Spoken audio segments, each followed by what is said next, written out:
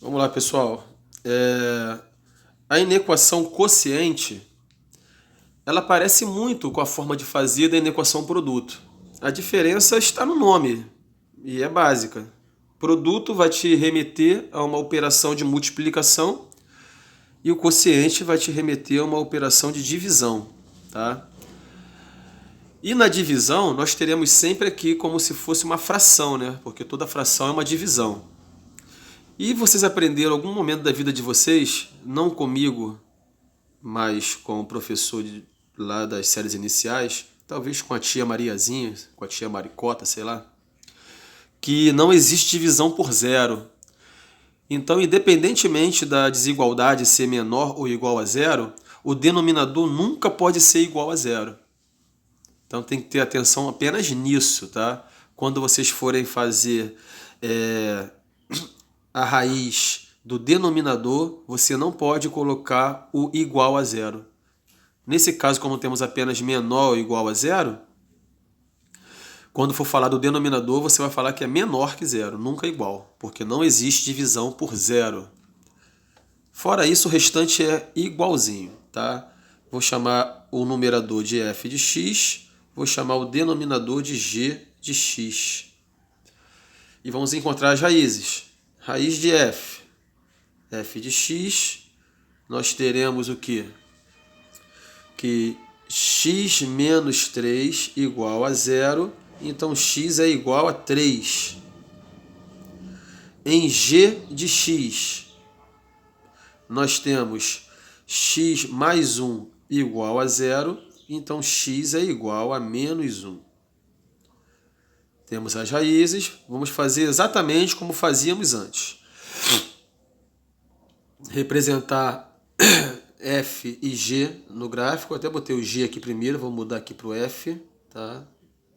F de x primeiro, depois g. A função é crescente, pois o a é positivo, parece um acento agudo, e a raiz é 3.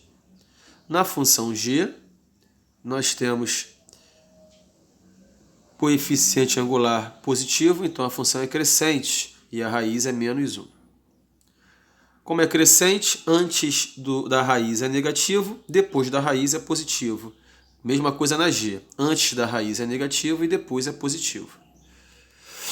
E agora que vem a parte mais diferente, que é a hora de colocar o quadro de sinais. No quadro de sinais, nós temos aqui ordem crescente, menos 1 e 3. Uma linha para a função f, uma linha para a função g e uma linha para o quociente f sobre g.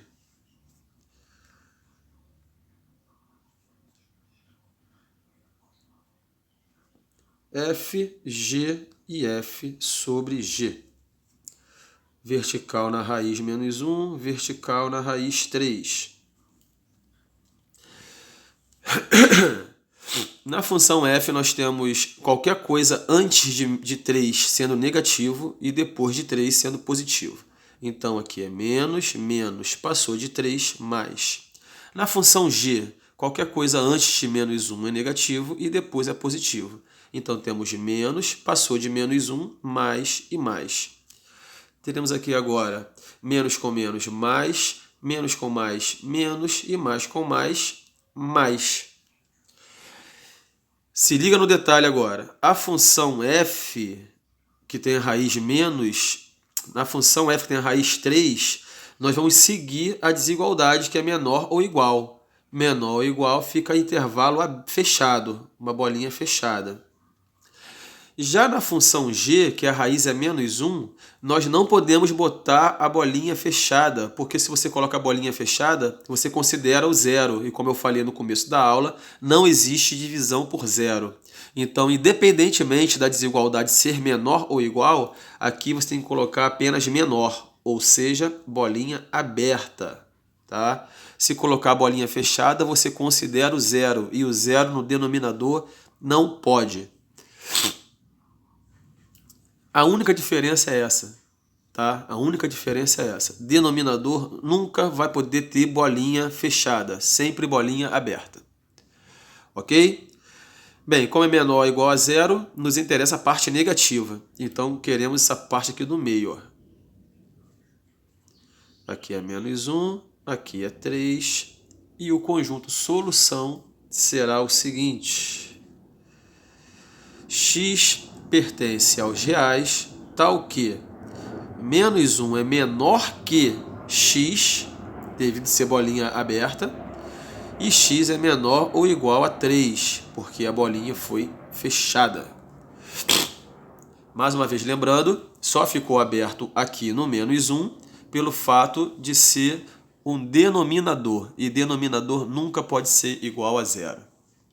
Ok? Essa é a forma que se faz uma inequação quociente, sem muitas dificuldades. Lembrando, qualquer dúvida, vocês podem mandar para o meu e-mail. Não vou colocar um segundo exemplo, porque como vocês perceberam, ela é muito parecida com a inequação produto. E vocês já viram bastante exemplos sobre isso, tá? É só ficarem mesmo atento para o fato de denominadores não poderem ser igual a zero. Valeu? Após isso aqui, eu vou falar um pouco com vocês sobre equação, sobre função do segundo grau, que é a função quadrática, e depois a gente encerra a nossa aula.